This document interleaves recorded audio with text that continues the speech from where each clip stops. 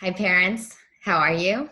Happy Thursday, April 23rd. I hope you're having a great end of your week. It's an interesting day today. I was really trying. I'm going to talk to you a little bit as I'm trying to work through a new piece of technology that's helping me to display some stuff. So I will talk to you a little bit through this as I'm doing this. I was really trying to get to some depth and understanding in your kids' writing today. So that was like, the big goal of what I was working with them and thinking about with them. So one thing I did was we talked to, I shared with them, went back to the feelings and feeling words. Yes. And I really did emphasize, I want to say to you, I really did emphasize to them the idea of you have to pay attention to your feelings. It takes some work.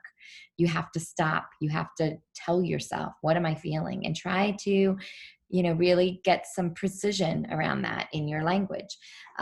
So we talked yesterday, and I shared with them a little bit yesterday about the idea of the difference between jealousy and envy, and how I was very envious of my sister. So I wrote this narrative, and I shared this small moment with them.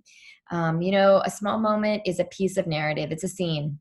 So parents, one thing to think about when you think about the elements of story and an element of a scene, and one thing kids are learning from the time they're kindergarten really, is that a small moment is a short amount of time, and it has some important elements in it. It has a lot of action, has some dialogue. It may even have internal thinking and setting. So this entry, has action. I knocked on Gwen's door, and we oftentimes talk to kids about show not tell. When we have like specific action of what we're doing, we get right into the moment. You begin to get a visual, and that's what we're trying to do. You ready? I said. She smiled and bounced towards me. So ready, she said. She was in a good mood, I thought. So a little bit of dialogue, a little bit of internal thinking gets you right into the moment, as if you were almost standing right next to Gwen and I. And then I continue with that scene, but I'm really paying close attention to my feelings. Now, in the end, it is about being envious of my sister and her weight. But I'm feeling like, uneasy because we're getting ready to go for this run. And I do not like to run. I don't feel like I'm good at it. It's not something that I'm comfortable with. Right. So that's, in essence, the entry. Now, one thing that I did today that I thought was, once we talked about the entry, I talked to the kids, your writers, a little bit about how we can get to a deeper place in our writing work. Just like in reading, we want to figure out, the author is trying to teach us something in our writing, especially in third, fourth, and fifth grade. We want to be doing the same work in our writing. So there are lots of questions we can ask ourselves, but in conjunction with Mark Brackett's work, and thinking about our feelings, these questions could get to some deeper interpretation work. Something like, what caused my feelings? Or what happened with this person that might be connected?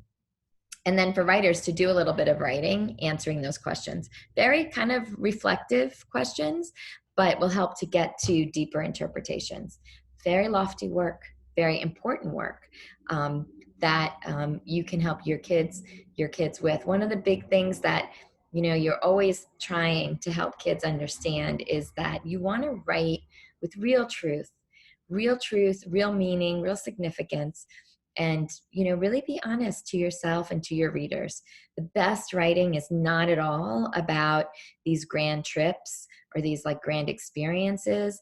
The best writing the best writing is all about the everyday things that we can connect with us, with each other in this very human way. And so struggling with our appearance and what society says how we should look, these are real things that are part of our world, and there are books all over out there around that. So getting kids to try to be really true, and oftentimes too, the other piece of like what we know about story and an element of story is there are problems. And again, like the books that kids are reading in third, fourth, fifth grade, the problems often don't get solved. They may have a resolution, but not a solution. You know, parents getting divorced, that's never gonna get better, right? Losing a loved one, it's not gonna get better. Um, but what you learn from these moments, that's what comes out of these. And so, especially for fourth, fifth, sixth grade, we want kids to dig deeper inside of their writing, to write in ways that they're lifting that level up. So these two questions will help with that. Really connecting to your feelings and being really true and honest around those, and revealing those with action and dialogue and internal thinking. This is all going to lift the level of your writing and also really get you to, think a little bit about the importance of how you're feeling, where those feelings come from, so that we can think a little bit about regulating those, understanding those, yeah, having a little bit more control around those, but not judging. Big important difference. Anyway, parents, thanks again for everything that you do. Have a fabulous weekend. I hope the weather's great, and we'll see you on Monday next week. We'll be reading.